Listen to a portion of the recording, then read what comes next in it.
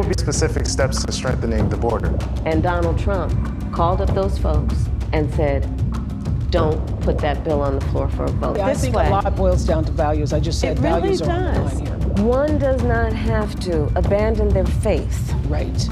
Or deeply held beliefs to agree. The government should not be telling her what to do. Absolutely. In a viral interview with Oprah Winfrey, Kamala Harris tells Christians everywhere that you can be pro-abortion and you can still hold on to your faith. Well, thank you for that, Kamala. That sounds a lot like... So, I'm Judas. That's right. For the low, low price of your integrity, you can sell out your faith, just like Judas did, on issues like abortion. And guess what you'll get in return? Kamala Harris as president.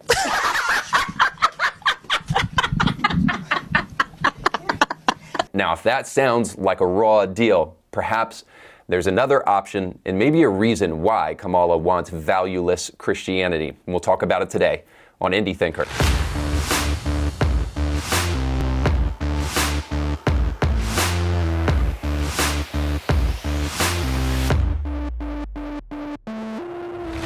Welcome to the show. Don't forget to like, share, and subscribe. My name is Reed Huberman. Today's show sponsor is Sailor Ridge. If you're looking for a fantastic vacation spot to get away for fall break, maybe just to escape the busyness of life, reconnect with your family, or even reconnect with God, you need to check out Sailor Ridge. They've got 3 amazing properties. And when you check out, if you use the code IndieThinker10, you'll get a discount. And you'll also let our friends over at Sailor Ridge know that you heard about their business from Indie Thinker. So if you want to be a blessing to the show and a blessing to your family, make sure to go to SailorRidgeTreeSort.com. Now, I want to talk to you today about a viral interview between Kamala Harris and Oprah Winfrey. Kamala went on her show to have a friendly sit-down interview, and in the process of it, Kamala said some very interesting things. One of the things she did was spew out a pre-rehearsed statement that her team thought was brilliant. A brilliant light that must have shone down from a coconut tree. You think you just fell out of a coconut tree? So her team later reposted it on X, and this is what it said. One does not have to abandon their faith or deeply held beliefs to agree. The government, and certainly not Donald Trump, should not be telling a woman what to do with her body. Now that is not only phrased exactly like Kamala Harris talks with double negatives and everything, but it's also kind of interesting in its implications. Obviously, Kamala is telling us that you can be a Christian and be pro-abortion. Now, these people never say the word abortion because they understand that people might actually put together what they're actually talking about here. So they say things like reproductive health, women's rights, my body, my choice, and all sorts of other things. But there are, let's just say that they're very hesitant to use the word abortion because it starts to illustrate and conjure images in people's minds of, well, baby murder. So essentially what Kamala is saying there, if you take away the euphemistic phrasing, is you don't have to abandon your faith and deeply held beliefs to vote for a president that is pro-abortion. Now, if you look at this initially, it sounds like very welcoming to religion. She's saying, hey, you don't have to abandon your faith to vote for me, and you can hold on to your deeply held beliefs. But if you look a little bit deeper, you will see this for what it actually is. This is a plea for secularism. In other words, she's saying your religion is welcome with me and you can vote for me as a Christian, but you can only do so if you abandon your values. And for those of you who are paying attention, Christianity without values is idolatry. There's an ancient name for this. It's called Platonic Christianity, and it's the idea that the spiritual is the only thing that matters, and the material world is evil, so don't worry about it. In other words, you can develop a faith with no worldly impact. And now this is not Christianity, to be sure. It's more like an ancient heresy like Gnosticism. But Kamala Harris is welcoming it because she understands something, that Christianity is a threat to her.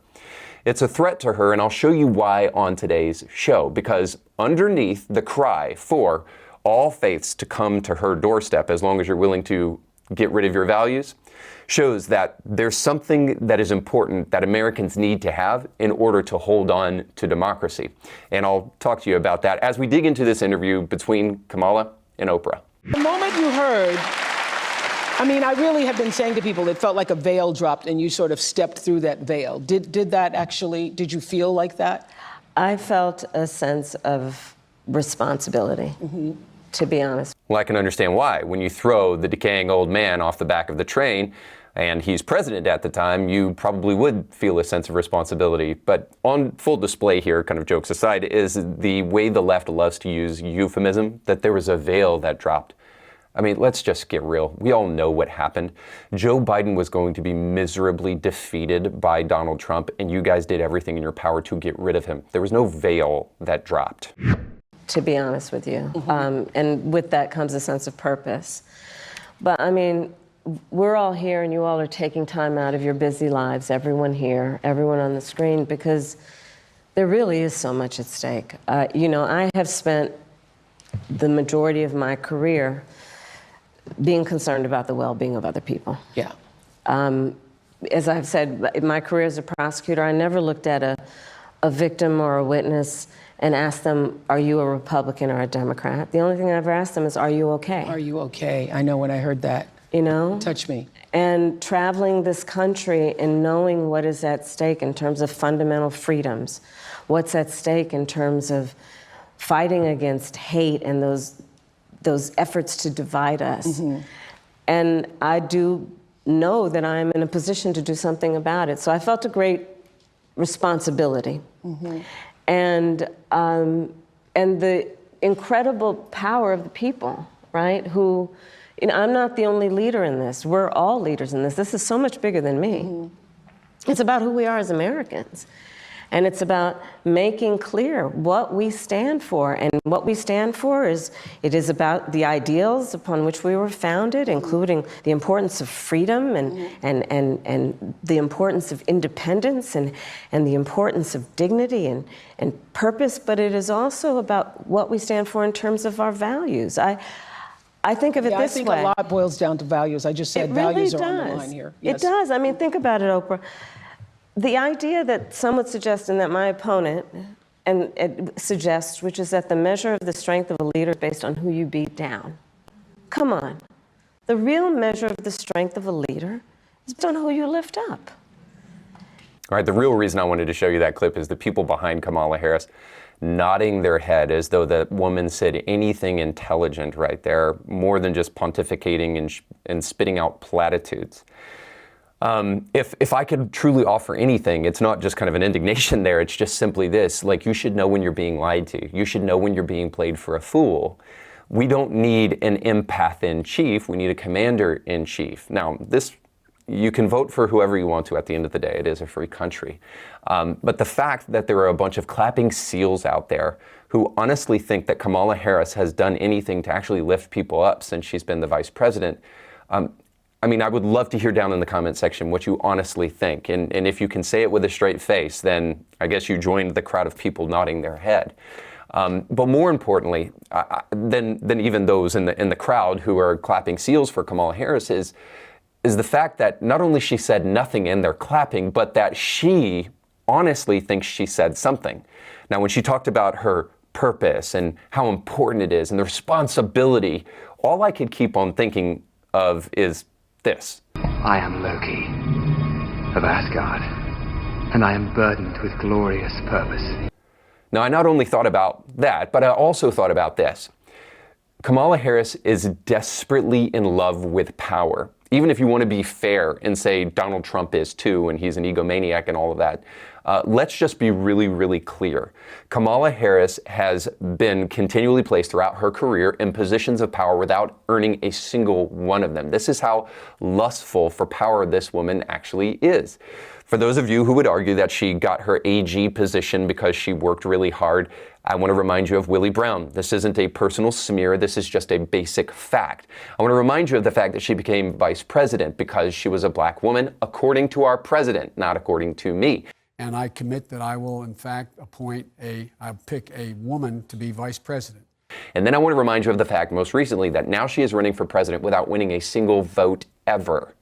So this is not about glorious purpose. This is about a lust for power. We can be honest about this. If I'm willing to say that there may be an aspect of that in Donald Trump, maybe you should be honest about that with Kamala Harris and then push the platitudes aside and get to some basic facts, as we're about to do in this next clip where she talks about the border. in America, left, right, middle, has concerns about immigration. Yeah. And I'm told that Justin, where are you in the audience? Justin. Hello. In our audience. Hello, Madam Vice President. You live in Michigan. Yes, ma'am. Don't love saying hello, Madam Vice President. I do. What's your question? It's an immigration question. My question for you is, when you become president, what would be your specific steps? Yeah, of course. What would be specific steps to strengthening the border? So it's a wonderful and important question. You know, my background was as a prosecutor, and I was also the elected attorney general for 2 terms of a border state. So this is not a theoretical issue for me. This is something I've actually worked on. Okay. I have prosecuted transnational criminal organizations for the trafficking of guns, drugs, and human beings. I take very seriously the importance of having a secure border and ensuring the safety of the American people. Sadly, where we are now can be traced most recently back to the fact that when the United States Congress, members of the Congress, including some of the most conservative Republicans, came up with a border security bill. And here's what that border security bill would have done. It would have put 1,500 more border agents at the border. And let me tell you, those border agents are working around the clock. It would have just been about giving them some support and relief, which is probably why the border agents actually endorsed the bill. It would have allowed us to stem the flow of fentanyl. And I'm looking at people from all over the country here, so I don't need to tell the folks who are watching this what fentanyl has done to families, to kids in our country, and the need to take seriously stemming the flow coming into our country and addressing that extraordinary and tragic issue in terms of its effect.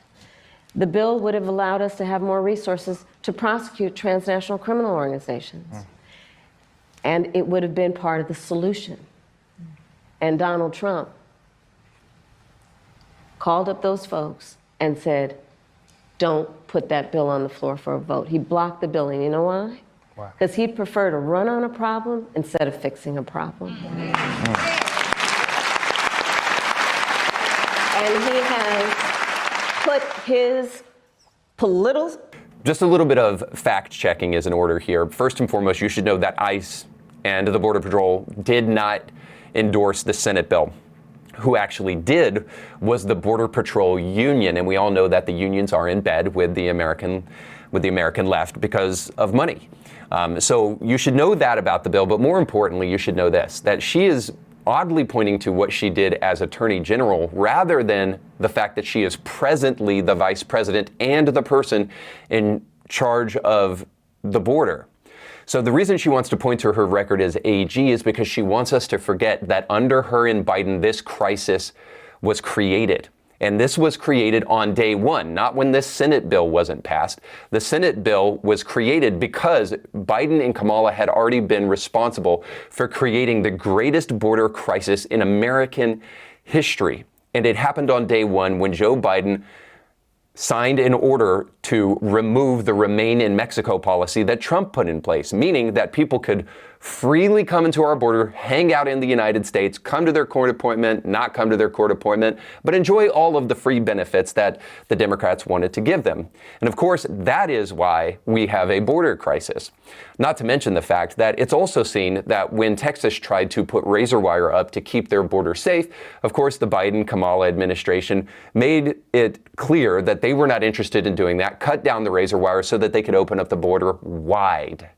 Now, when my kids make a mess in my house, I make sure that they go and clean it up. I don't let them blame their brother for doing it or anybody else. I need them to show me that they can clean up the mess before they start pointing out the messes that other people supposedly had made.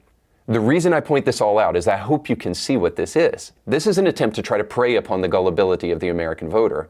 Hillary Clinton best described what is going on with our border crisis and how it is caused by politicians. Hear her say that crisis is a great opportunity.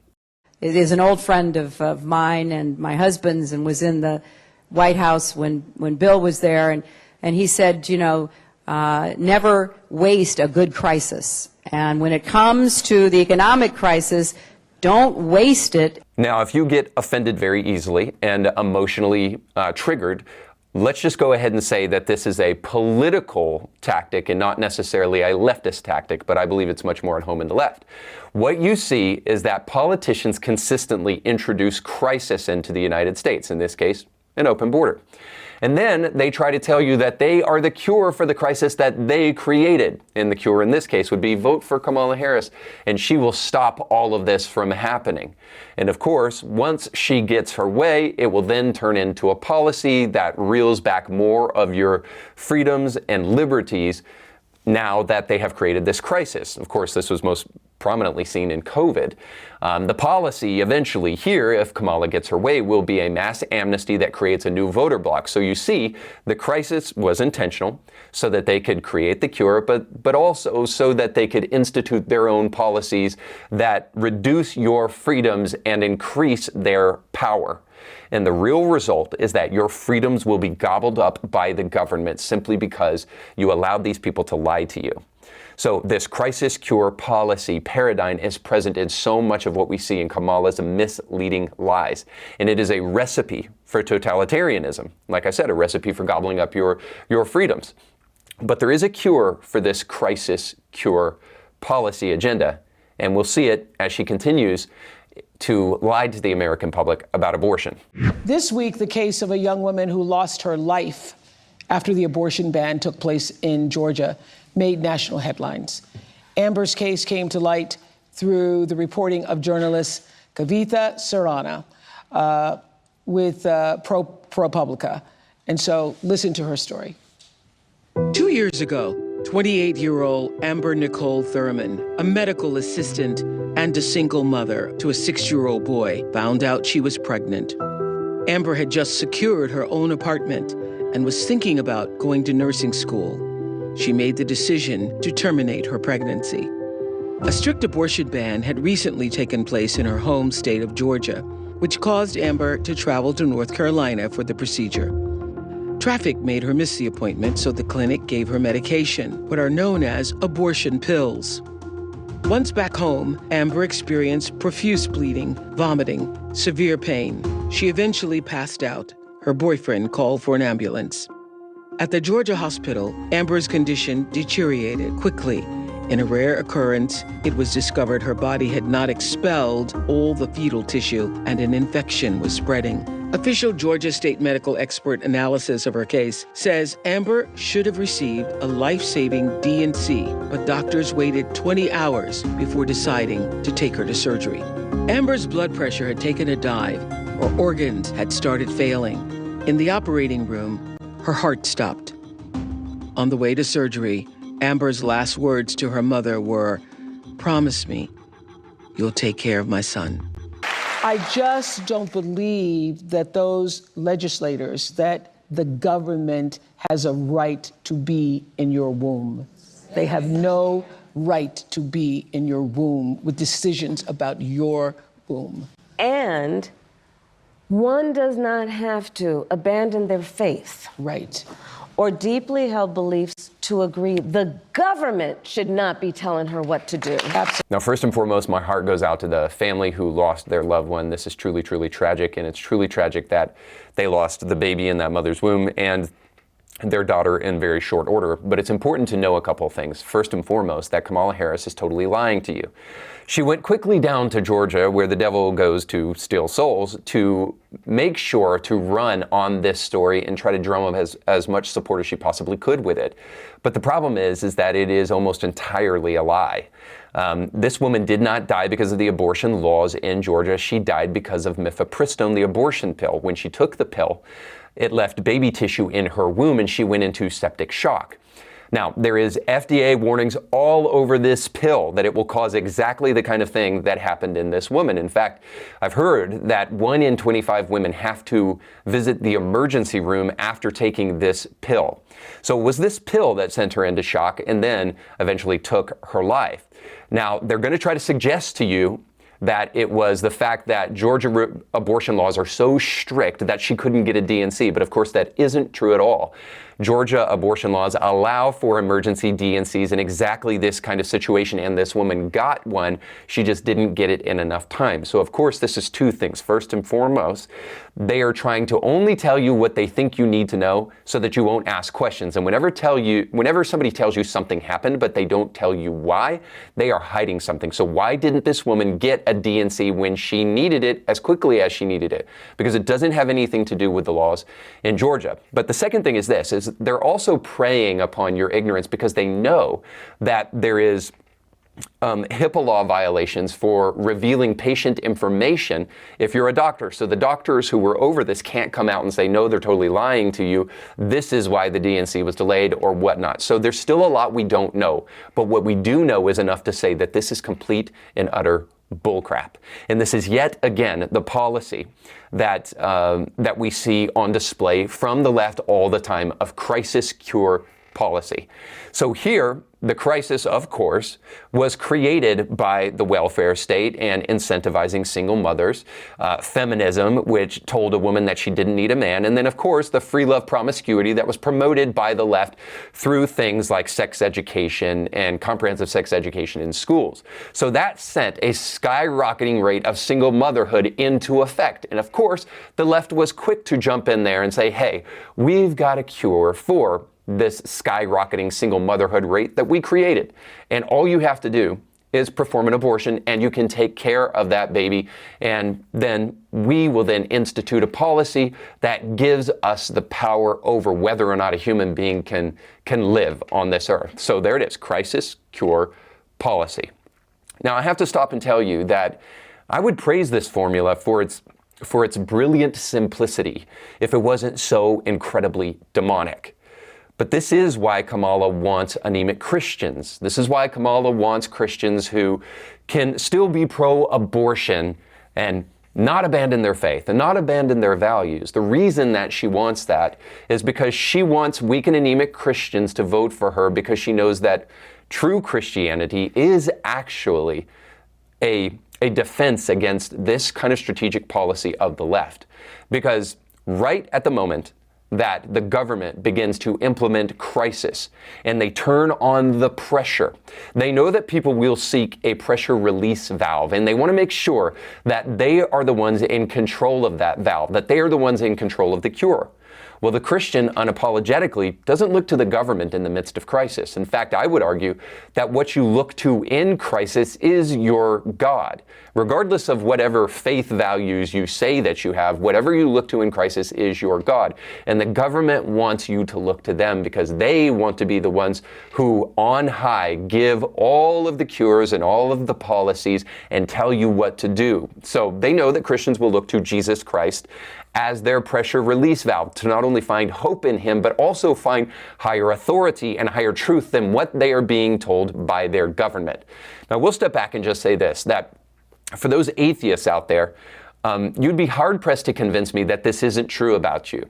That when the state turns on the pressure, that you will quickly look to them to release the pressure because you don't have a higher authority in your life. I would love to hear from you in the comments section if you would say that you do have an authority structure in your life that doesn't include the government when things really hit the fan. But this is why Kamala, again, wants anemic Christians. They want Christians who will look to them for their hope, that will look to them for answers. But real authentic Christians don't do that. They look to Christ. And when an individual looks to Christ, what that does is it decentralizes power from this earth into a metaphysical faith structure. In other words, it decentralizes power away from totalitarians and puts it in the hands of God. Now, this is why people like Kamala Harris and others like her want you to hold on to your faith values as long as it does not actually operate in your life in any way in terms of your values. In other words, they want secular faith. And secularism is, of course, the idea that religious ideas and definitions have no place in the public square. Now, the moment your faith actually gets real enough to enter into the public square, and you stop making arguments that Christians shouldn't be political, and you start understanding that there is no such thing as a valueless Christian, and that when we talk about political issues, very often we are talking about values. Once you finally come to that revelation, you will break the spell of the totalitarians in our state, and you will actually start thinking for yourself. And this is a threat to those who want to centralize power here on this earth. And so I argue that Christianity is a great salve for totalitarianism. This does not argue that Christians cannot become totalitarians themselves, and it doesn't mean that I'm arguing for a theocracy. I'm simply saying this: when Christianity gets it right, it is a threat to true totalitarians. It creates a love for freedom, it creates a love for individualism, and it creates a love for values in the public square that shape and mold a society. In other words, it creates a power structure that the left would love to have, but can't, as long as people root their ideas in something higher than government. And that's why I think you should not only hold fast to your values, but maybe rethink Christian faith if you've discounted it before, because it is one of the greatest safeguards against totalitarianism. All right, that's all the time we have for today. Thanks so much for watching. Don't forget to like, share, and subscribe, and go with God.